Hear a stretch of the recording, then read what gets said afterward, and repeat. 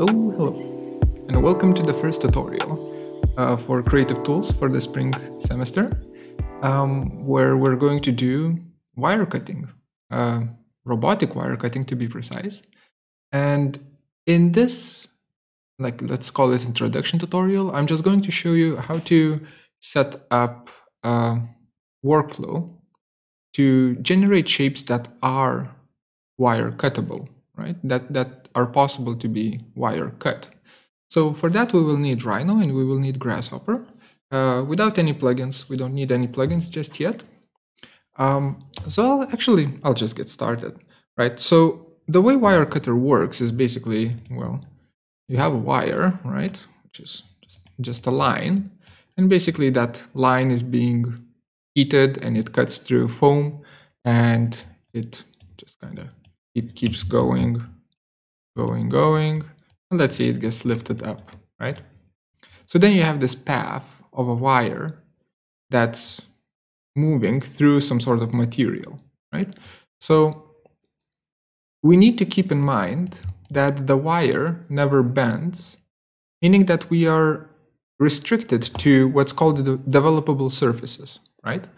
Developable surface is a surface that always has straight sections, no matter how you cut it, right? Well, in one direction, at least. So I guess I need to talk more about developable surfaces a bit. So the simplest one would be Loft between two straight wires, right? That is a developable surface. Easy. Then what we can do is we can say that, well, what if the first wire for the loft is just horizontal and the other one is rotated? If I loft those two together, this is still a developable surface, because if I take a clipping plane, right, and I use that clipping plane and move it along the sections, like these lines that I used for loft, if I move it along these sections, I can see that the section of the surface is always a straight line segment, right? So this is still a developable surface. And there are like more things about it. For instance, if I, how do we do this? Let's say in front view. If I do something like, yeah, let's go for something like this, right? If I do something like this,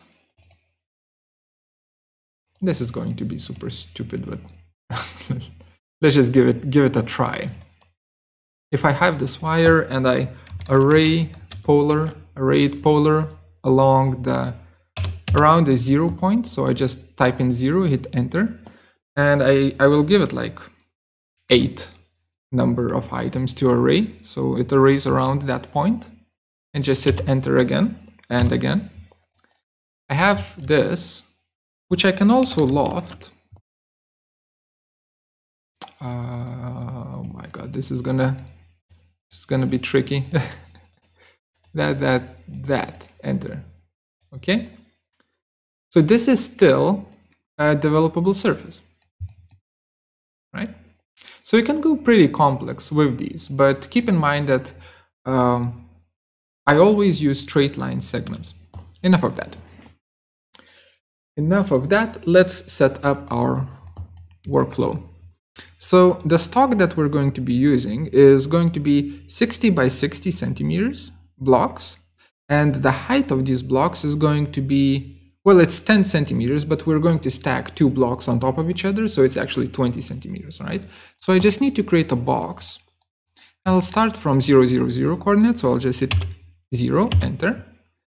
I'll create a box that is 600, enter, by 600, enter, by 200, enter, right? This block. And this is what's called stock. This is my initial block from which I'm going to carve out, right? So I'll create a new layer for it. I'll call it stock. There we go. I'll just place it in my layer. in my new layer, right? So this is now where my stock element is. To move forward, I actually want to, well, let's first do it in Rhino, and then I will show you how we can kind of make our lives a little bit easier in Grasshopper. So let's say we want to carve through the stock, and let's say our wire is just a straight line segment, right? And let's say our wire is 500 millimeters long, right? Right now we don't have,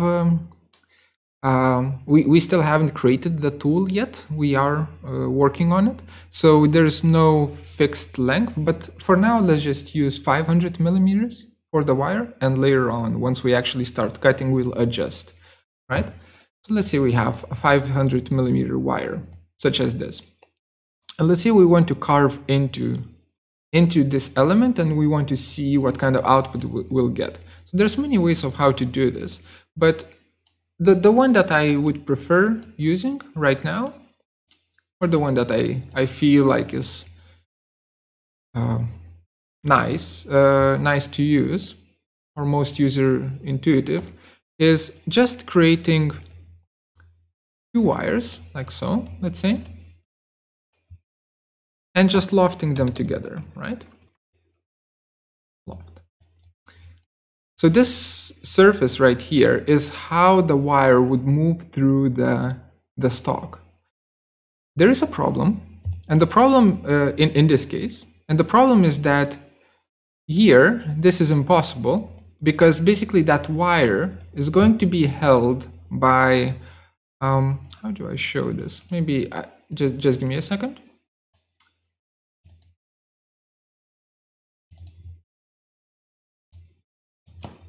Just very rough, let's see, 10. Very rough example. That wire is going to be held by a frame, of course, right? So that means as the frame will move into the stock, it will kind of hit it here, right? So this doesn't work, which means that all ends of all of the wires need to be away from the stock. So the surface that's going to be lofted needs to always completely go out from the stock. It can never go in, because that means that the wires will be intersecting, or the frame will be intersecting. So what do? Well, for instance, here, and I used 500 millimeters just because you couldn't do just a cut, like a horizontal cut like so, because it would hit, right? Because the stock is 600 millimeters wide. So what do? Well, we can rotate it, of course, like so. And then if we loft, right? If we loft, then it's fine. Then we can work with this, right? And then all we need to do is just say, well, I will just offset surface. I will just offset the surface. Upwards, downwards, doesn't matter. I will say that it's a solid. So solid is turned to yes. And I will say that the distance is just 5 millimeters, something like that. 5 millimeters, enter. I have a thickened surface, and now I can use Boolean difference, Boolean out from this geometry with this geometry, enter. Right? So Boolean difference was the command. And now if I hide this, I can see that, well, this is like me simulating how it would kind of cut through, which means that this part right here is unnecessary, so we can delete it, right? And then we kind of continue our cuts. One thing to note is, let me undo this. There we go. One thing to note is that you can, of course, change the direction, right? So for instance, let's say the wire starts like so, and then in the middle, it changes direction to something like this, right? It is just a little bit more rotated, and it ends in the same fashion as it started, right? Only that it's on the other end. I can still do the loft like that. I can still do the offset surface with 5 millimeters like that, and I can still do Boolean difference. for this, enter, with this, enter. Delete, move this away, and now we have a different kind of cut, right? A cut that creates two arches here and here, and it's a curvilinear cut, right? So that happens when you have sections that are rotated according to each other. That's pretty simple. Okay, let me undo this a bunch of times, and let me show you how I would treat this, how I would do this in Grasshopper. So I will run Grasshopper, enter, and let's just wait for it to load up. I have a lot of plugins here, so it's gonna take a little bit.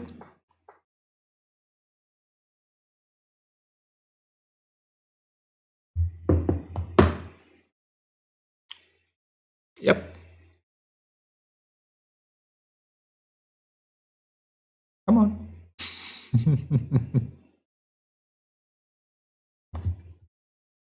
There we go. Okay, good. So we have Grasshopper running. So in Grasshopper, I am going to first reference in my block, right? So I'm going to take this block and I'm going to say, this is a polysurface, so it's being referenced as a BREP, boundary representation. BREP, like that. I'll right click on BREP, set one BREP, and I'll click on my block. So now these two geometries are linked together, right? Important. And actually now I can see it in Grasshopper, so I don't really need to see it in Rhino. So I'm going to hide that stock layer so that only the referenced block is seen in Grasshopper. So that. I will actually make it nicer by saying, well, just give me the wires maybe, right? Or we'll do that later. For now, just an ugly block, that's fine, right?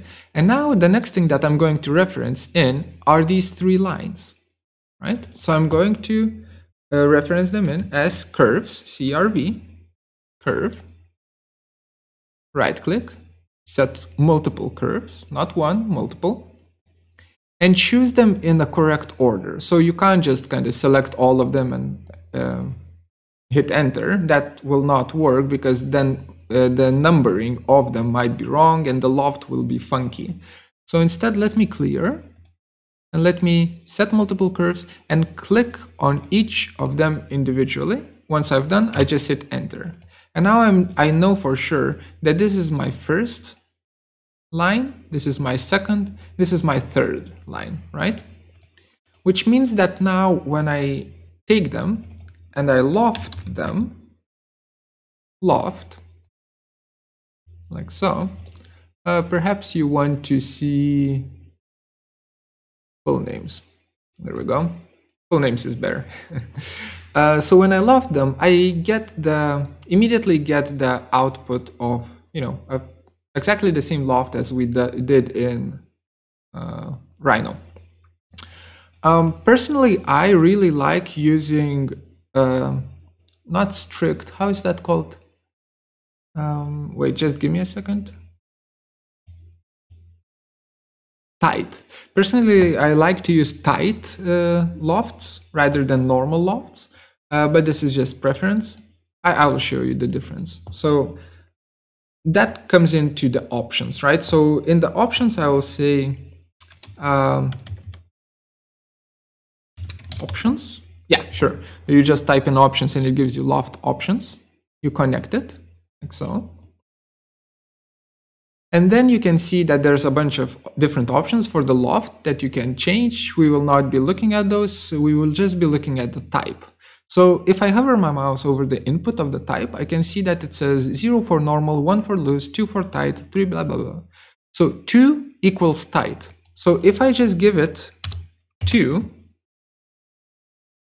so I just double click, type in 2, right? If I give it a slider that says 2, this loft is now going to be tight, and you can't really see the difference, can you? Okay, fine. Later you will see the difference. This is just a pretty nice way of how to change the loft type quite quickly. So that, right? Next thing that we did was we did the offset, right? For the surface. So I'm going to do exactly the same thing. I will do offset.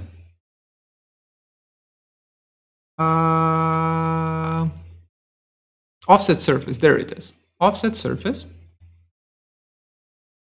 I'll connect the loft as my surface that I want to offset. I will say that the distance for the offset is 0, or let's say it's 5 millimeters, right? Let's say this is how much the wire will burn. So let's say it's 5 millimeters. And I'll just connect it to distance, like that. So now we have, right here, we have the initial loft, right? And here below it, we have the offset, which is 5 millimeters deeper, right? So the gap between these two surfaces is 5 millimeters.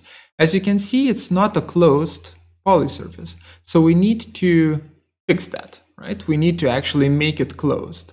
With offset surface in Rhino, I had the option to make it solid immediately. Here I don't, so I need to add a little bit more to the script. Basically what I want to do is I want to get the perimeter of the top surface, get the perimeter of the bottom surface, and just loft them together, right? That should be easy. So to get the perimeter, I will extract wires, brep wireframe.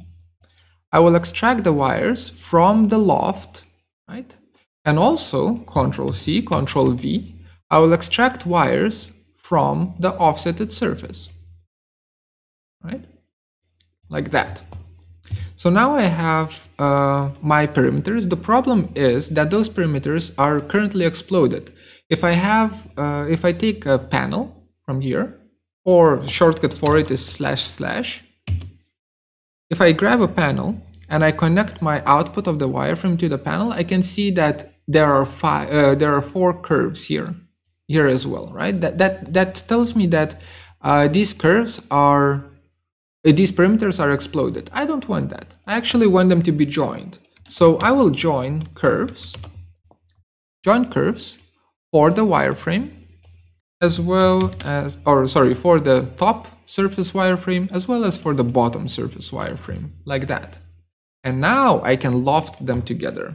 Loft, enter, top curves go into curves, and then holding down the shift key, or you can't really see it, can you? Because of my camera. Let me just do this. This will be better. There we go. Did I mess it up? Wait a minute. Did I mess it up? No, I didn't. Okay, good. So top curves go into loft, and also holding down the shift key, bottom curves go into loft. Like that. Gets lofted. Perfect. Exactly what we want. The thing is that now I have separate my top surface, my bottom surface, and my perimeter, right? I want to join them up. So I will use brep join command, brep join, and basically I'll just say a long wire will come in from loft to the brep join. Then a long wire will come in from the offset surface output to the brep join. And then a short wire will come in from the loft here. So basically I'm joining top, bottom, and the perimeter. Now we see too many things here. There's too many things that are visible. So I'm just going to select everything except the final brep join. I'll hit my scroll wheel. I'll choose this dude that has a blindfold on, right? To disable preview. There we go. So now this, now we have a single closed brep. Well, not really. If I grab a panel again and I take a look at this, I can see that, yep, those were not joined. And this happens because of the data tree addresses. And we don't really care about data tree structures and whatnot in this particular instance. So just so that I don't need to explain it right now, because it's not important, let's just flatten out the input here. So I'll right click on the breps input and I'll choose flatten, which means that when you do flatten, it just gets rid of the data tree altogether, and it puts all of the elements that go in here into a single list. So you force all of the elements to be in a single list. That's exactly what we wanted to do, right? So now we have a closed brep. Super. This is going to be our cutting object. So there's our box, right? And I'll actually group it. So I select it, I click on my scroll wheel, and I choose this green fidget spinner, right, to group. I'll right click on the group, anywhere on the group, and I'll just call it initial stock. Initial stock, right? Like that. And I will just drag it somewhere closer so that the wires are not too long. Basically, I want to cut this with this as a Boolean difference, right? I want to use Boolean difference on this with this. There's no such thing. If I write Boolean difference, there's no such thing in Grasshopper, right? In Grasshopper, it's called solid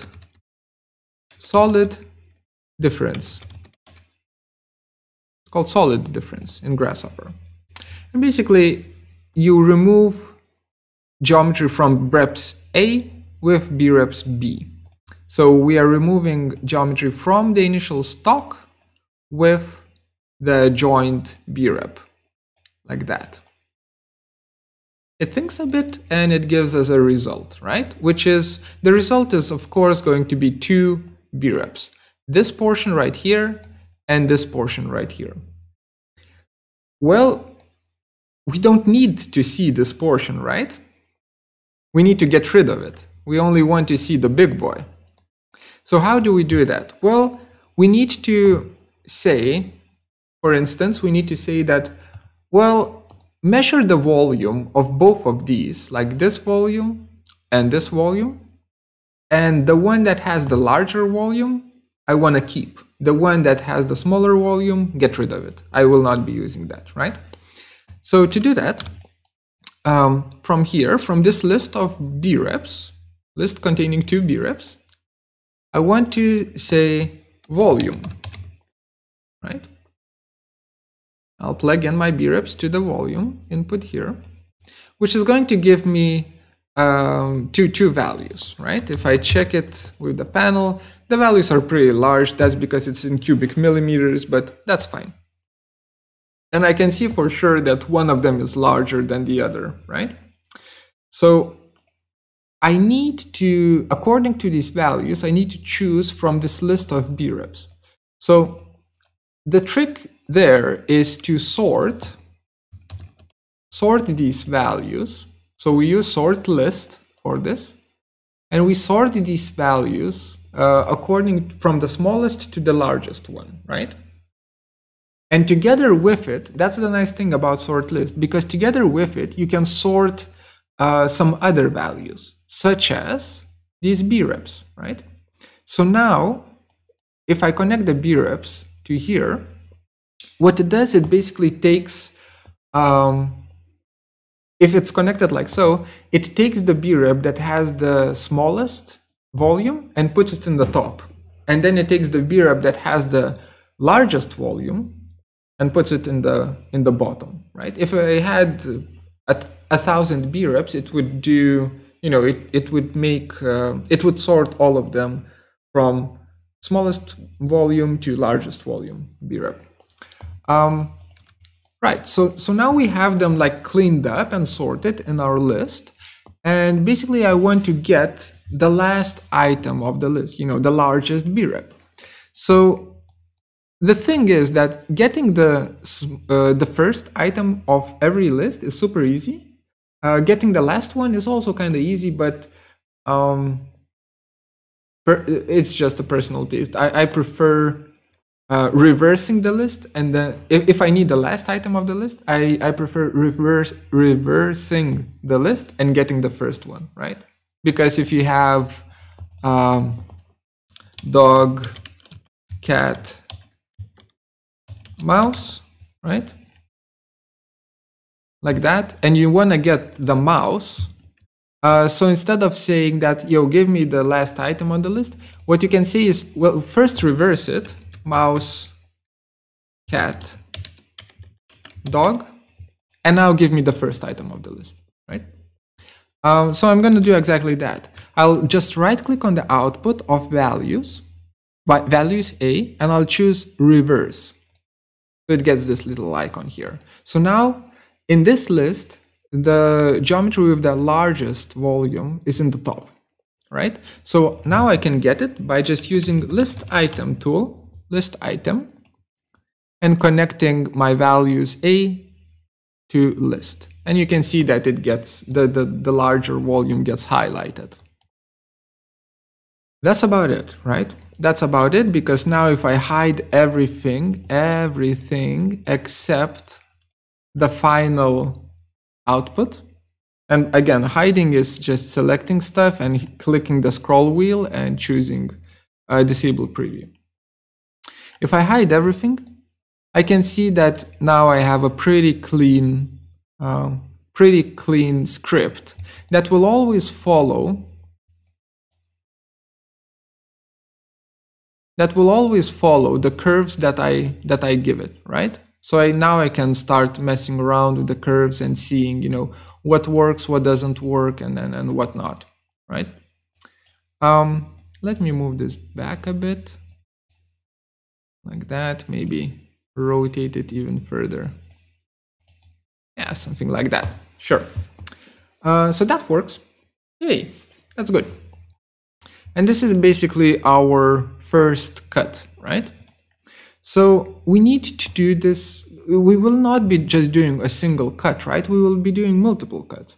And if you were doing like a crap ton of cuts, then it would make sense to start creating an anemone loop and looping through the iterations of cuts. But in this case, we are not going to make like a crazy amount of cuts. So what I suggest you do instead is just copying this over and over again. And I'll show you how it's done in just a second.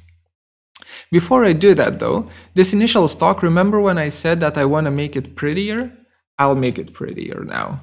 So from this initial stock box, I will say wires, BREV wireframe, just give me the wires and let's just color them white, right? So I'll make a custom preview node, like that. And for material, I'll use a swatch, color swatch. It's automatically white, so I'll just connect it like so. And now I can hide everything else. There we go. So now we can kind of see the starting stock boundary, right? It just helps visually. Okay, time to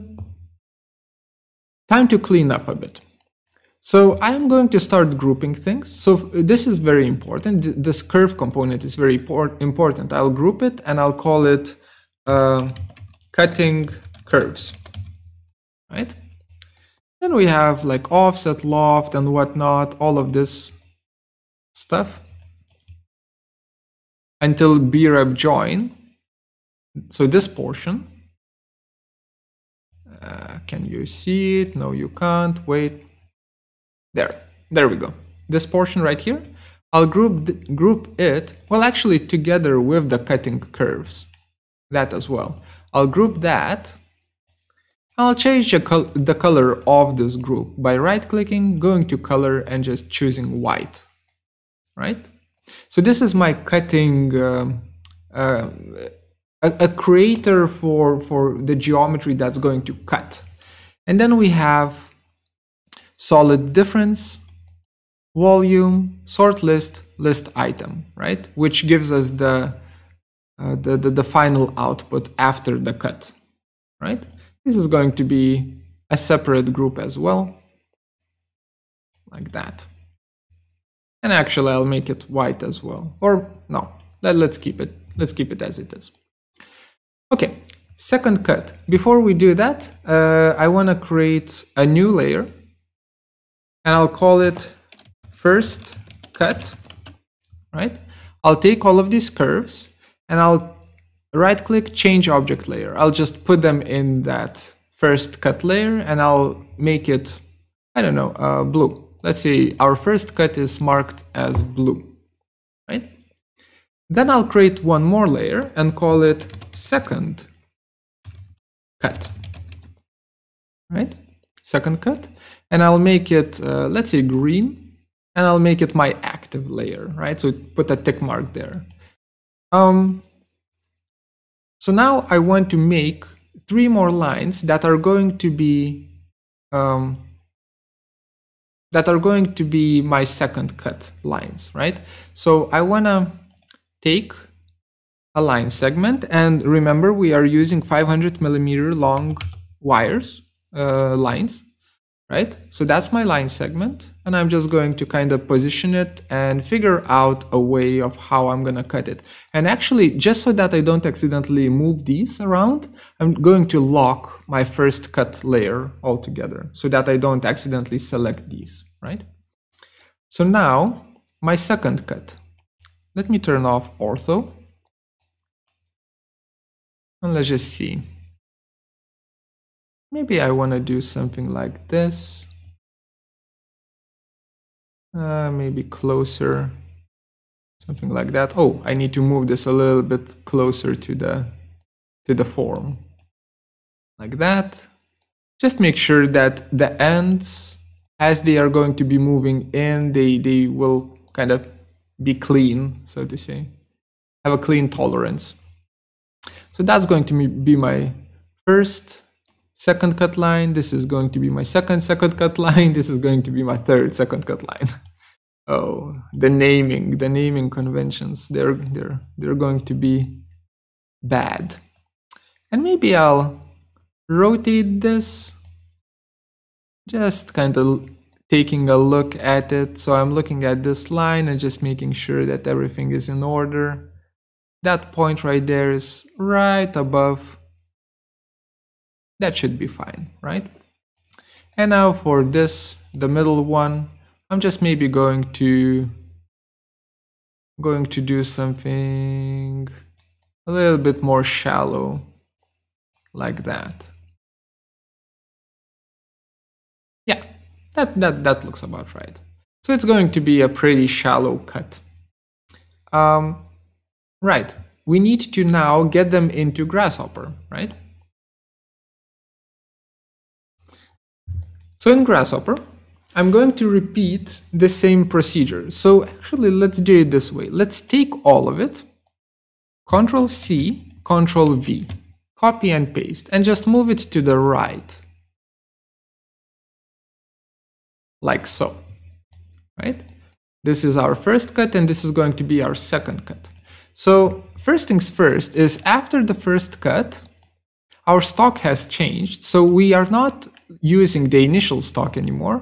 Rather, we will be using this, right? A stock that has been already cut. So we don't need all of this anymore. So I'm going to select all of it and hit delete, right? Because this output right here is going to be the thing that we continue cutting. So that's one thing. The other thing is cutting curves. Of course, I need to right click on this component and choose clear values, like that. And then I need to choose my second cutting curves. So I'll right click, set multiple curves, first, second, third, enter. Like that. That's perfect, I think. I think it's perfect. We'll see.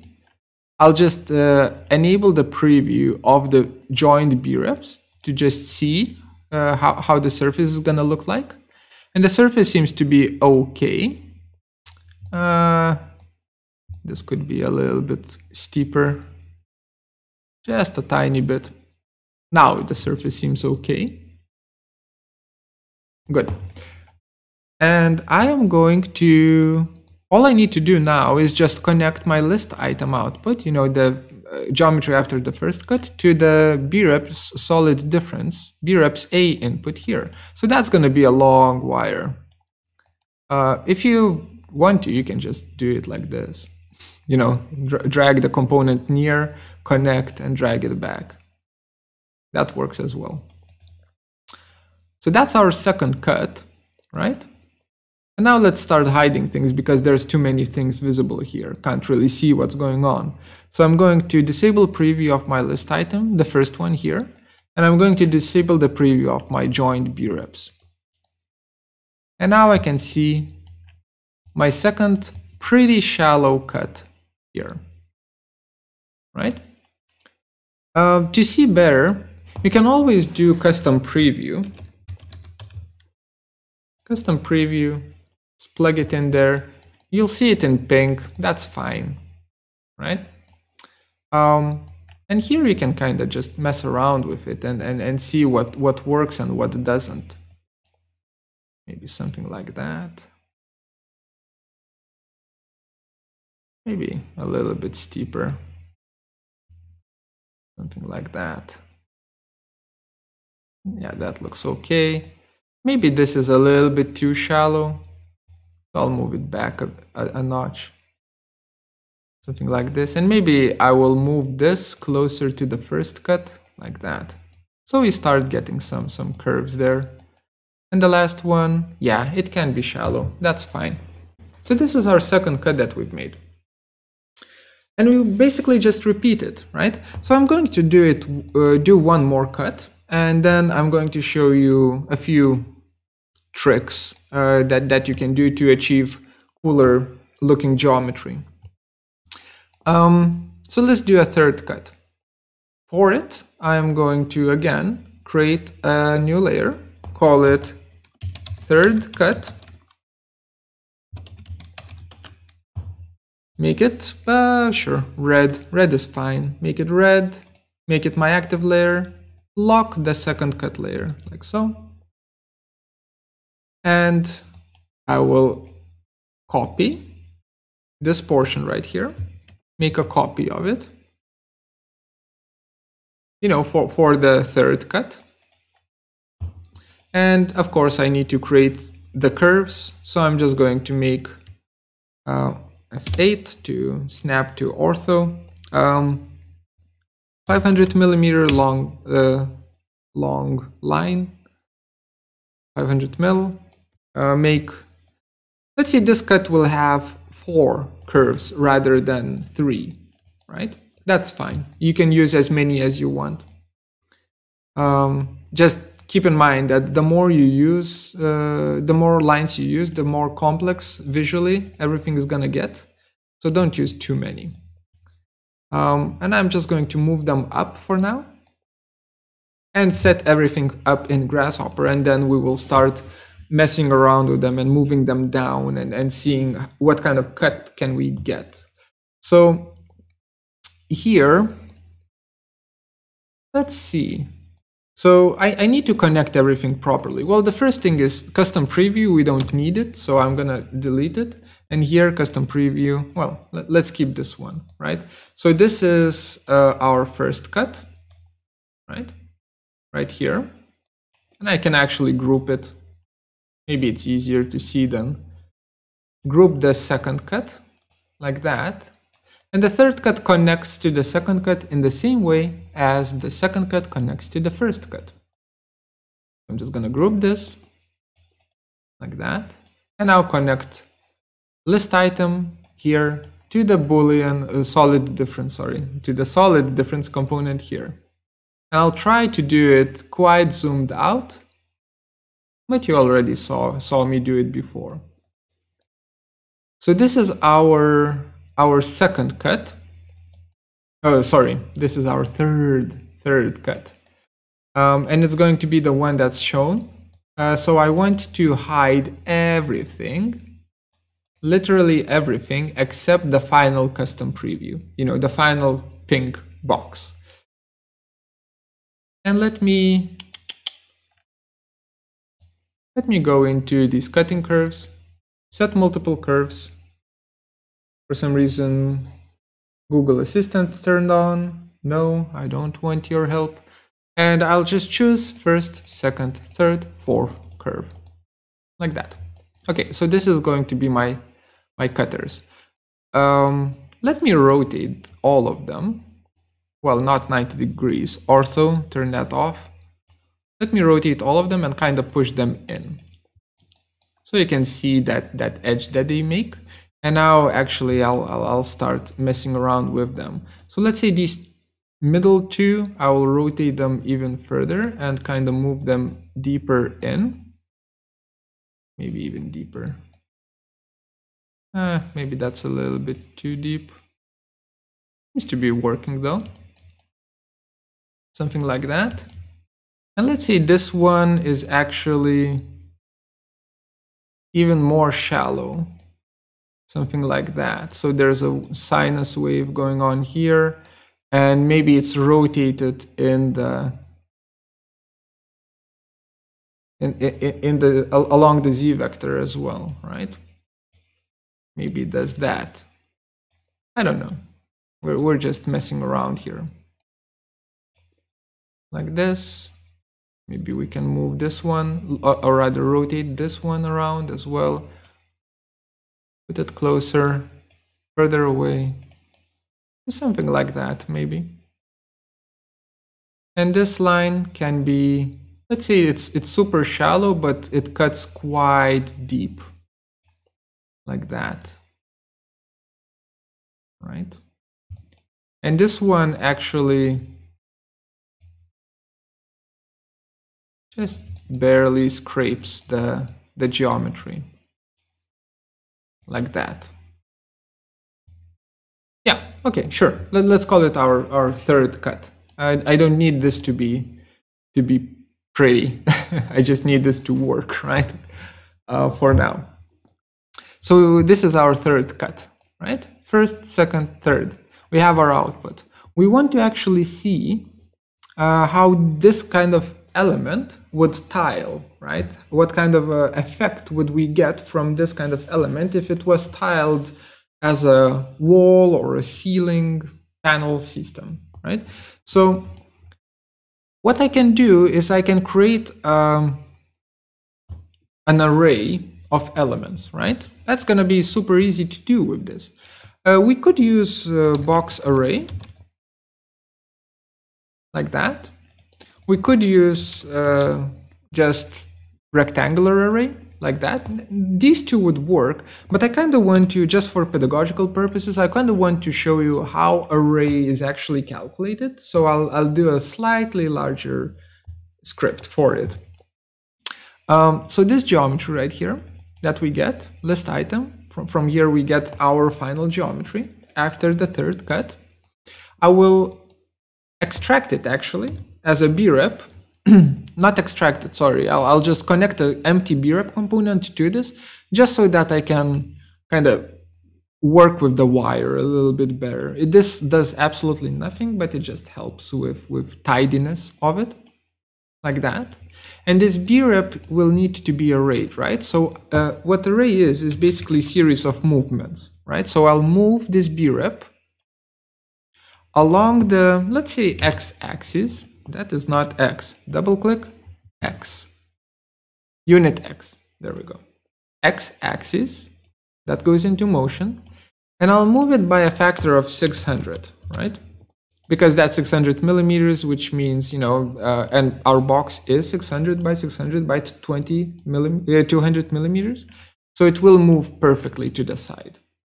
Well, then I would need to, if I want to make one more copy, I would need to kind of plug in a second slider saying 1200 instead of this, 1200, right? And so on. So that's not good.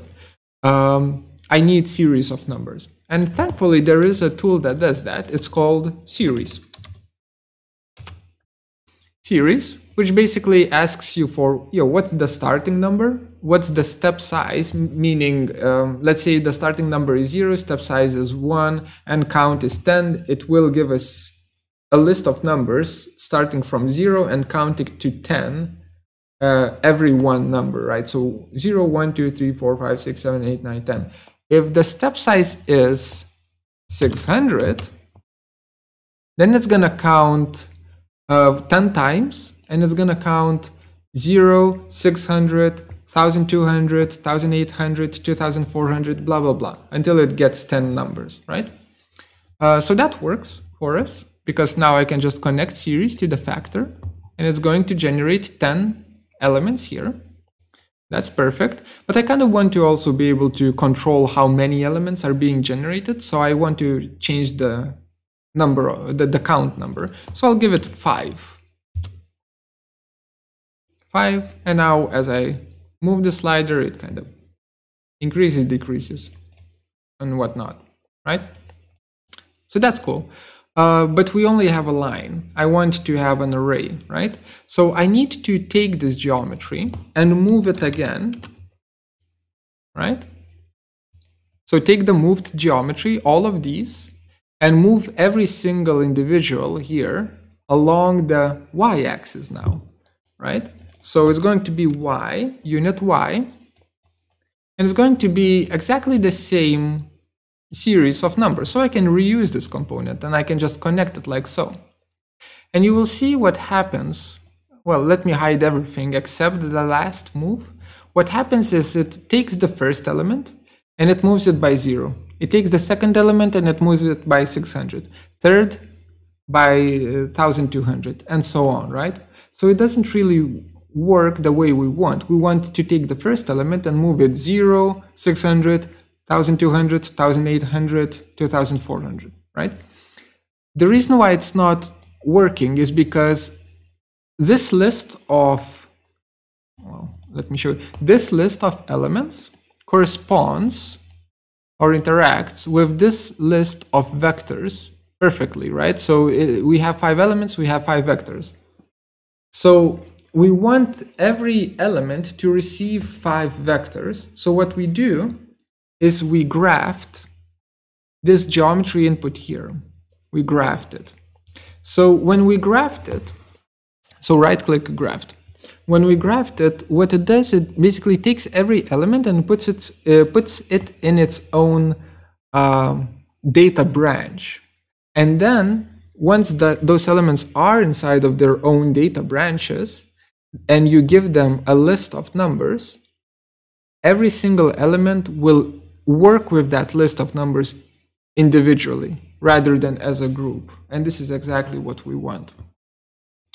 So we get our array here, and I will just disconnect it here. Or rather, let me just delete the custom preview, create a custom preview here.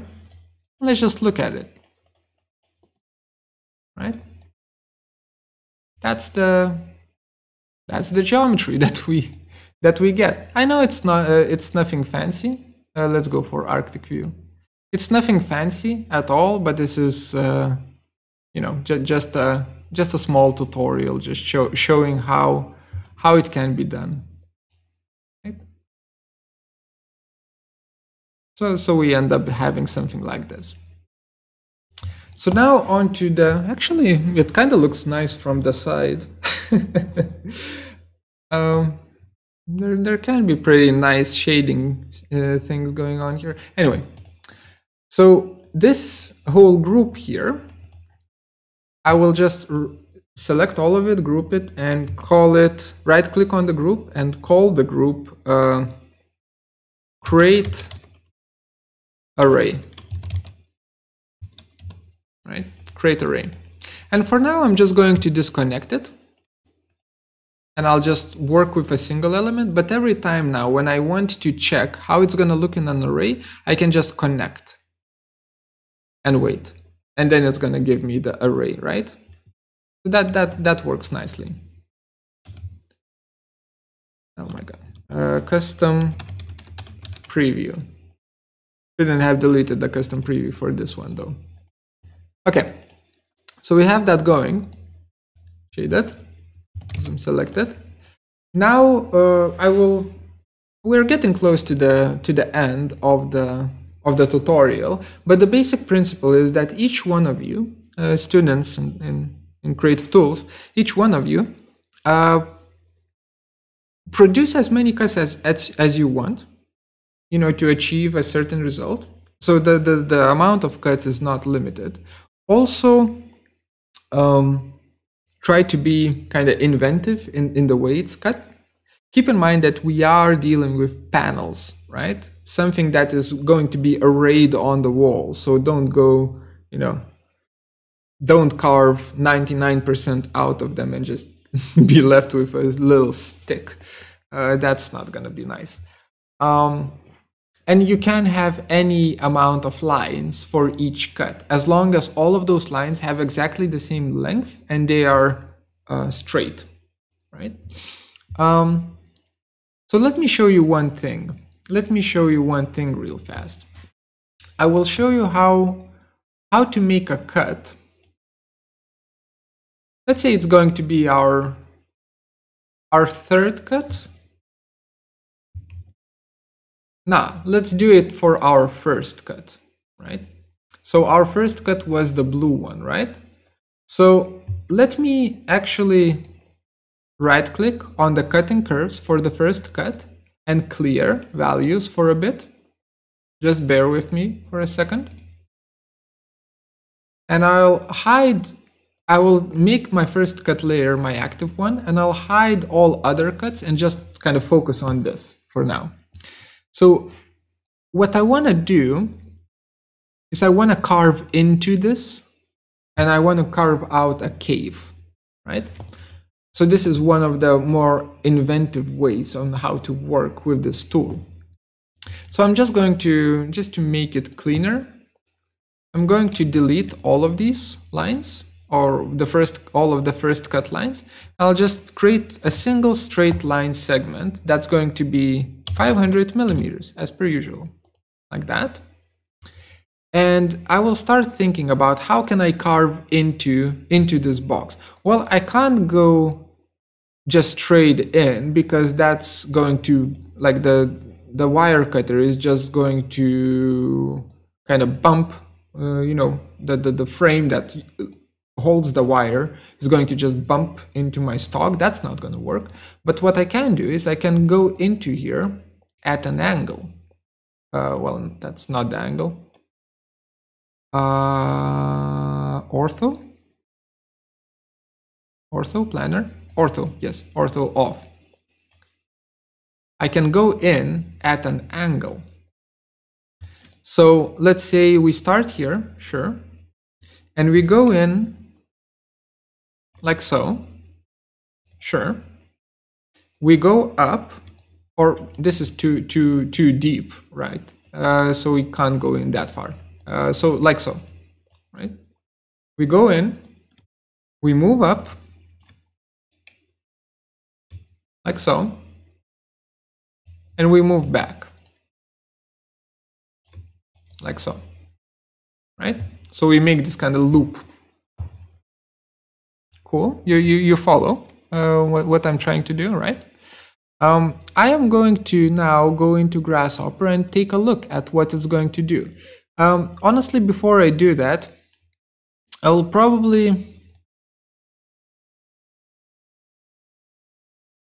I wonder if it's going to be super heavy.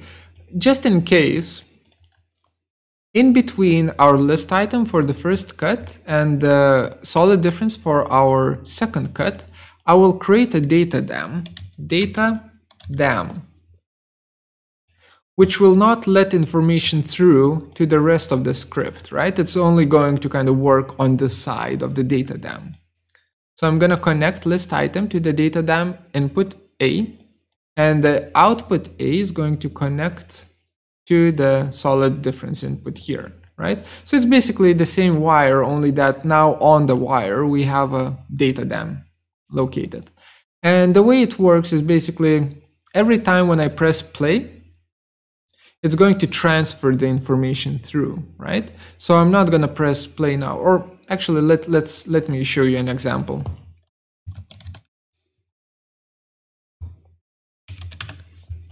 So we have two panels, and one panel says dog, right? And connects to the data dam, and it's basically connected like so. So notice how this panel doesn't say dog, right? While it should kind of say dog. It will say, once I press the play button, dog, right? But now if I change this, and now I can't press the play button anymore, right? If I change this to cat, right?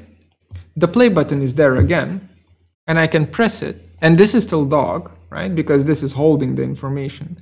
If I press play, it transfers cat, right? So this is a way of how to limit information transfer through your script. It's a very useful way. So let me go into cutting curves, right click, set multiple curves, and choose first, second. So we go from below, we go up, and we leave here, like that, right? Let's look at the loft that they make. So that's the loft. And actually here I can actually show you how that loft is gonna, what's the difference between normal, loose, and tight lofts. So normal loft is like that, right? So it's almost like hitting the bottom of the geometry, while tight loft, well, that's not tight, that's tight. Tight loft gives us more breathing room, right? So it's a bit more tighter. Actually, to make it even tighter, I can take these curves and I can copy them like so, like that. So we are going to use 6 curves instead. Clear values, set multiple curves, this, this, this, and then we go up to this, this, and this, enter, right? So we end up with this kind of loft. And of course, then we have a lot more control over it. Where's my, there we go. Right? So we can mess around with this quite a bit, but the basic idea, you get the basic idea. Okay, so that's our loft. Let's take a look at our B-rep join. Right here. That's a thickened loft. Seems okay. Looks okay. Then we solid difference, get the larger one, and list item goes in here. So we just successfully carved out a portion of our shape right here, right? And now I can go to town here and kind of mess around until I find some sort of interesting behavior, some sort of interesting result here. So something like that, and perhaps this goes in here. It could rotate as well.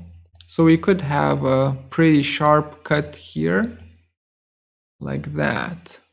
Yeah, that's gonna look better, like that. And maybe this is, can it be twisted? Probably it can, right?